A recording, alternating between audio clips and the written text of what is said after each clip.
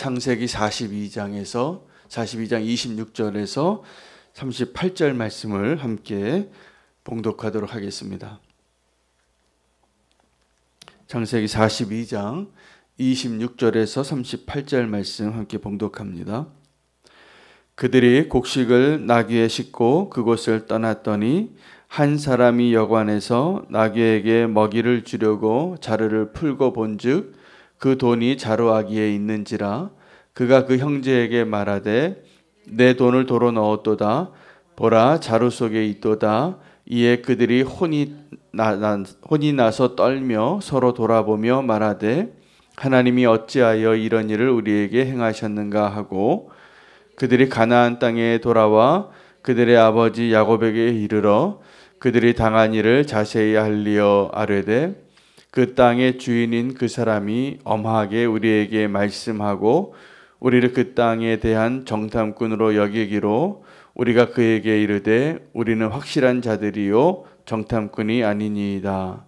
우리는 한 아버지의 아들 12 형제로서 하나는 없어지고 막내는 오늘 우리 아버지와 함께 가나안 땅에 있나이다 하였더니 그 땅의 주인인 그 사람이 우리에게 이르되 내가 이같이 하여 너희가 확실한 자들임을 알리니 너희 형제 중에 하나를 내가 내게 두고 양식을 가지고 가서 너희 집안의 굶주림을 구하고 너희 막내 아우를 내게로 데려오라.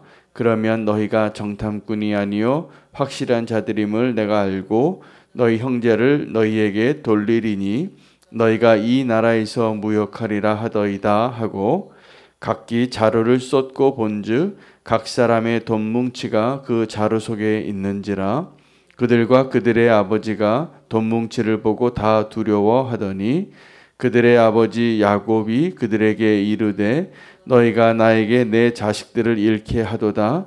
요셉도 없어졌고 시므온도 없어졌거늘 베냐민을 또 빼앗아 가고자 하니 이는 다 나를 해롭게 함이로다. 르우벤이 그의 아버지에게 말하여 이르되 내가 그를 아버지께로 데리고 오지 아니하거든 내 두 아들을 죽이소서. 그를 내 손에 맡기소서. 내가 그를 아버지께로 데리고 돌아오리이다. 야곱이 이르되 내 아들은 너희와 함께 내려가지 못하리니 그의 형은 죽고 그만 남았음이라. 만일 너희가 가는 길에서 재난이 그에게 미치면 너희가 내 흰 머리를 슬퍼하며 수월로 내려가게 함이 되리라. 아멘. 하나님의 말씀입니다. 여러분, 우리가 만약에 죄를 짓게 되면 죄가 우리에게 주는 것이 두 가지가 있는데 하나는 아주 강력한 쾌락을 줍니다. 죄를 지을 때 우리에게 아주 기쁨을 주는데 그 기쁨이 아주 강도가 세기 때문에 죄를 지을 때 우리가 다 죄 짓고 싶어서 짓는 겁니다. 죄 짓는 것 이렇게 떠밀려서 짓는 게 아니라 유혹을 당할지언정 정말 죄를 지을 때는 우리가 그 죄 짓는 거 좋아서 짓습니다. 그러나 그 죄를 지었을 때의 기쁨과 함께 오는 절망과 대가에 대해서는 눈먼 자가 될 때가 많습니다. 알고도 죄를 짓거나 아니면 죄의 노예가 되기도 하는 것이죠.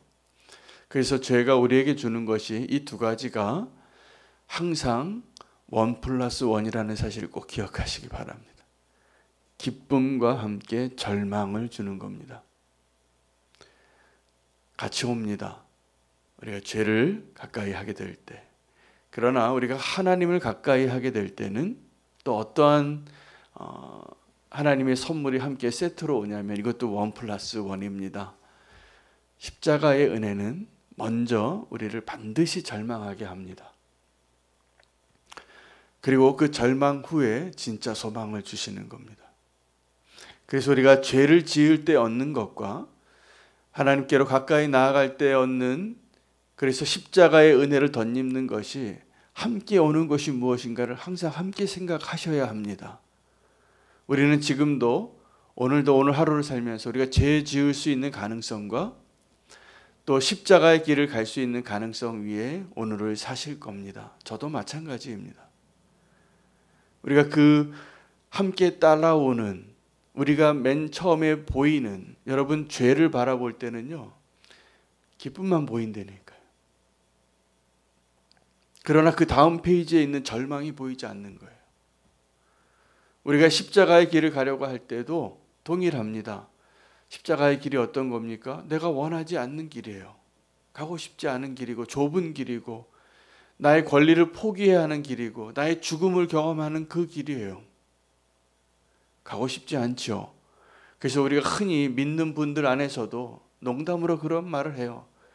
너무 어려운 사람을 만나거나 너무 어려운 일을 내가 감당해야 하는 상황이 있으면 푸념하듯이 아유, 이게 내 십자가지 뭐, 이렇게 얘기하시는 분들이 많아요. 십자가에 대해서 오해하시는 겁니다. 십자가의 그 다음 페이지에는 항상 반전이 있습니다. 이게 고난이고 나의 포기이고 나의 희생이고 바보 같은 길일지라도 진짜 그 십자가로 가는 길이 우리를 살리는 거거든요. 그래서 그 절망이 바뀌게 되어 있습니다. 십자가에서. 그런데 우리가 그 십자가 없는 복음을 이야기하는 게 이게 가짜예요. 십자가 없는 복음에는 절망을 이야기하지 않습니다. 교회 나오라고 하고 예수 믿으라고 하면서 우리가 무슨 얘기를 하냐면 주로 복 받는다고, 잘 살게 된다고, 행복하게 될 거라고 이야기하면서 복음을 전하는 것은 뭔가 빠진 거예요.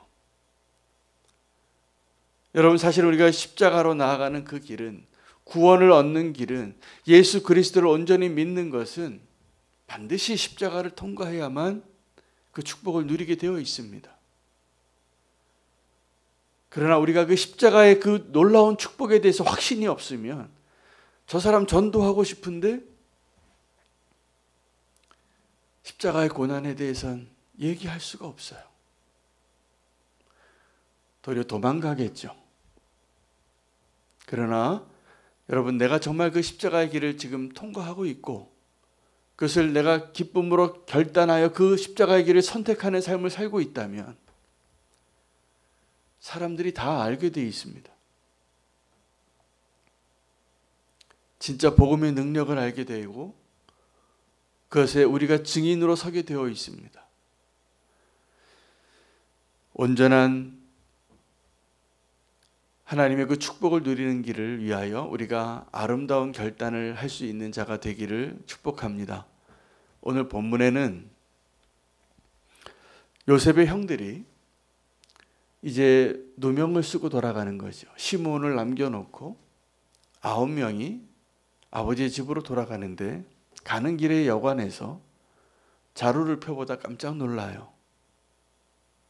돈이 그대로 있는 거예요. 여기에는 이 요셉의 사랑의 배려가 담겨 있었습니다.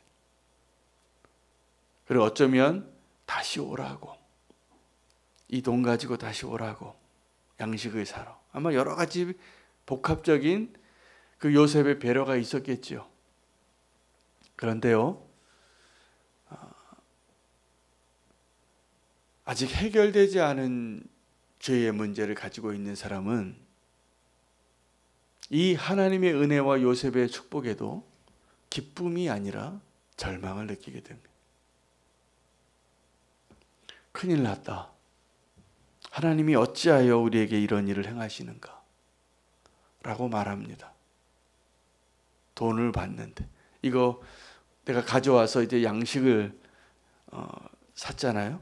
근데 이 요셉이 양식도 주고 돈도 준 거예요.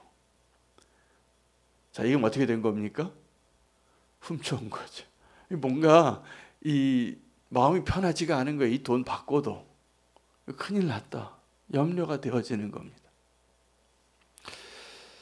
지금 이 형들의 입장에서는 뭘 증명해내야 되냐면, 우리는 정탐꾼이 아니다 라는 걸 증명해내야 합니다. 그리고 우리는 뭐라고 얘기했냐면, 당신이 생각하는 것처럼 정탐꾼이 아니고 우린 정직한 자들입니다. 형들은 지금 요셉의 앞에서는 내가 얼마나 정직한 자인가를 증명하기 위한 과제를 안고 지금 돌아가고 있는데, 하나님의 계획은 그 요셉의 형들이 20년 전에 자기 동생 죽이려고 했던, 팔아넘겼던 그 일을 다루시고 계시는 것입니다.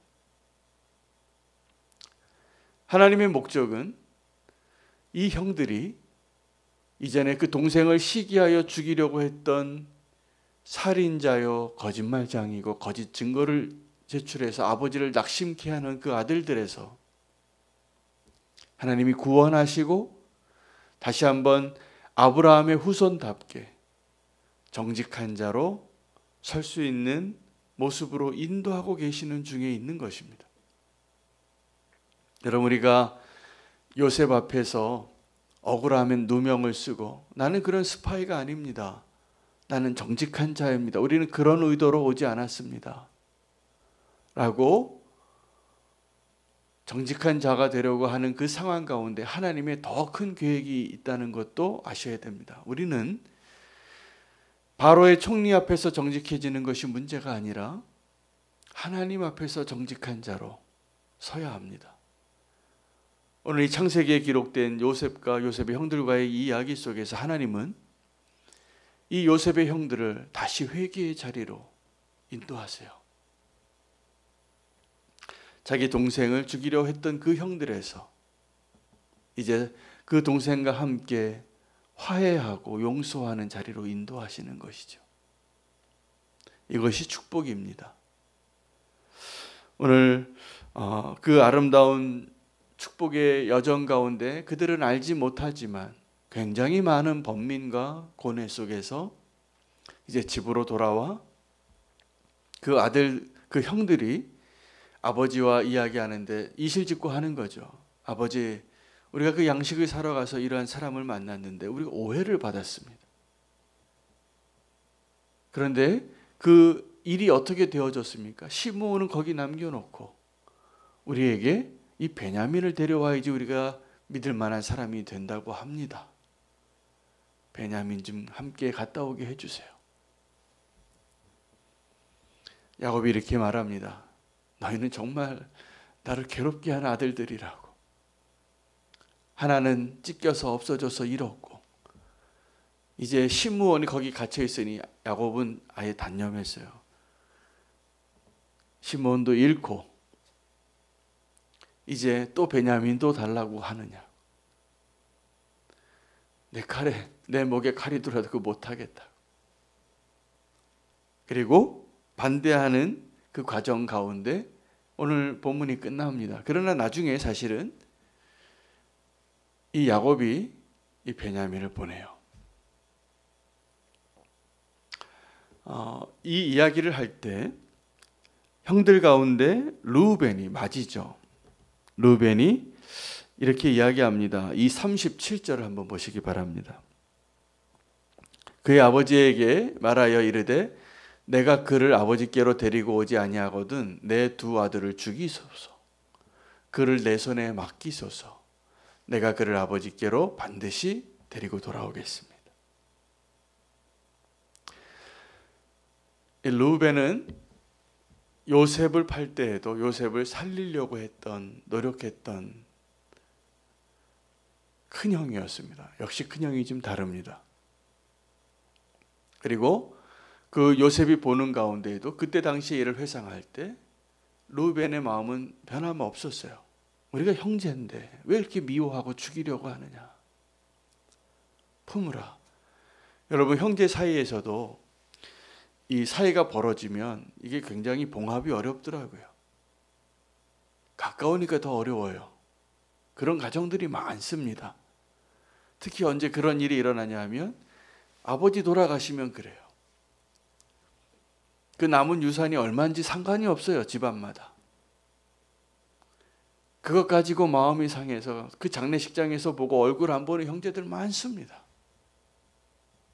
그 뭐라고? 근데 그때 르우벤이 필요한 거예요.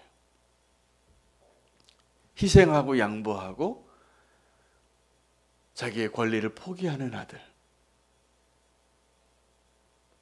이것이 아름다운 결단입니다. 내가 책임지겠다고, 내가 손해보겠다고, 내가 결단하겠다고. 여러분, 이런 상황에서 예수 믿는 사람들이 그 일에 가장 앞장서는 모습이 되어야 예수 믿는 사람다운 겁니다. 그리고 그것이 하나님께 영광 돌리는 길입니다. 근데 실상은 그렇지 않은 경우가 많아요. 직장에서, 가정에서 들리는 소문이 별로 좋지 않아요. 그래서 그런 모습 때문에 상처받고 교회 안 나오겠다고 하는 분들도 많이 만나요. 사실은 우리의 모습인 것이죠. 그때 우리는 정말 우리가 선택해야 할 아름다운 선택을 선택하지 못하고 그 조그만 이익에, 조그만 나의 자존심과 내 뜻대로 하고 싶은 그 생각을 내려놓지 못하는 것 때문에 훨씬 더 어려운 길을 갑니다. 여러분, 아버지의 유산이 얼마 되는지 모르지만 형제를 잃는 것보다 더 소중하지는 않습니다.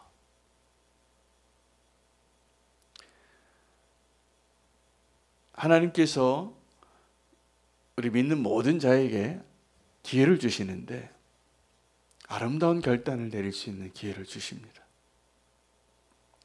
우리가 주님 앞에 돌아오는 회개의 자리가 그런 자리입니다. 내가 죄인임을 인정하는 것, 내가 좀 손해보는 것, 내가 좀 오해받는 것, 이때 아름다운 결단을 내릴 수 있는 한 분 한 분 되시기를 축복합니다. 하나님은 이 요셉도 잃고 시므온도 잃고 베냐민도 잃게 되어질 이 야곱에게 기회를 주십니다. 언제까지요? 다시 식량이 떨어질 때까지. 그들이 지금 애굽에서 식량을 싣고 왔어요. 얼마간 살 수 있는. 그래서 야곱이 언제 마음이 바뀌냐 하면 그 가져온 식량이 다 떨어질 때야 바뀝니다. 야곱도 참 대단한 인생이에요. 야곱의 인생을 보면 하나님의 뜻대로 다듬어지는 인생인데 항상 마지막에 카드를 냅니다. 우리랑 아주 비슷합니다. 믿음의 사람은 먼저 우리가 해야 할 아름다운 결단을 먼저 하는 삶을 살아가는데 야곱은 버티다 항상 마지막에 그 카드를 내밀어요. 아름다운 결단의 카드를. 에서를 만날 때 어땠습니까? 그 라반의 집에서 재산을 많이 모았어요. 하나님의 은혜로 아롱지고 점이 있는 그 양과 염소를 2떼나 되도록 굉장히 많은 재산을 가지고 고향으로 돌아가는데 하나님은 그 야곱을 어떻게 다루시냐 하면 그 라반의 밑에서 정말 계속 속임을 당하고 억울하게 당해서 임금을 다 못 받았던 그 시절을 보상케 하셔서 나중에 다 가지고 나오게 합니다. 그 라반의 소유는 없어져 가고 이 야곱의 소유가 계속 많아진 거예요. 그 라반의 아들들이 분노하죠. 도둑질한 거라고 오해하고. 그러나 산 거를 멀리 했기 때문에 이건 하나님이 축복해 주셔서 야곱이 모은 재산이에요. 근데 여러분, 우리가 물질에 대해서 생각을 잘 하셔야 됩니다. 야곱의 인생에서만 봐도 야곱은 그 물질이 그렇게 최고라고 생각했는데 거기에 목숨 걸고 살았어요.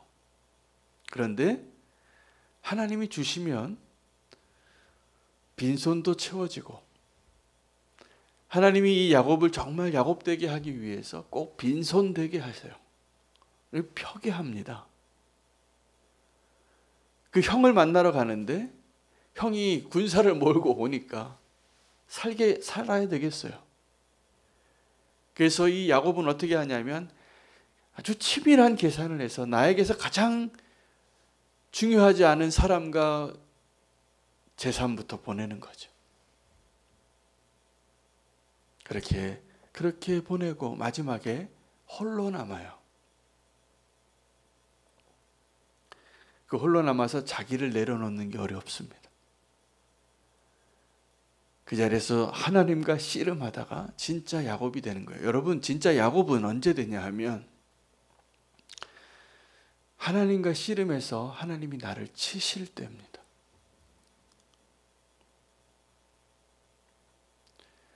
근데 이 야곱의 인생의 이 노년에 잃어버린 아들을 다시 얻게 하시기 위하여 하나님이 야곱에게 요구하신 게 뭐냐 하면 나에게 다 내놓으라는 거예요. 그리고 하나님이 주십니다. 야곱의 노년은 아름다워요. 행복해져요. 다시 다 얻어요. 그러나 반드시 그가 내려놓는 그 아름다운 결단을 보시고서 주세요. 그럼 우리의 인생에도 마찬가지 아니었습니까?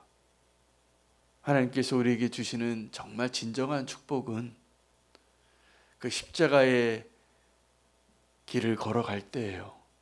여러분, 그래서 오늘도 다시 처음에 말씀드렸던 이야기로 결론을 내리고 싶은데, 사단이 우리에게 주는 것들, 이게 1+1입니다. 십자가가 우리에게 주시는 축복도 이게 1+1입니다. 죄가 우리에게 주는 것은 쾌락과 함께 절망을 주는 것이고요. 하나님의 축복, 십자가의 은혜도 이게 함께 세트로 돼 있어요. 절망과 함께 진정한 소망을 주시는 거예요. 아름다운 결단을 할 수 있는 눈이 열리시기를 축복합니다. 그래서 죄를 멀리하고 하나님의 은혜를 향하여 나아갈 수 있는 축복된 오늘 하루를 살아내시고 또 누리시기를 축복합니다. 그 십자가의 길이 믿음으로 바라보면 정말 축복입니다. 우리가 버려야 할 것들 먼저 버리게 해주시는 거예요. 영원하지도 않고 우리를 유익해 하는 것도 아니에요. 우리가 의지할 수 있는 것도 아니에요. 우리가 정말 하나님을 의지하며 살 수 있는 아름다운 결단을 할 수 있는 사람으로 만들어 가시는 하나님의 손길 가운데 오늘을 함께 주님과 동행하시기를 축복합니다. 오늘 함께 말씀 붙잡고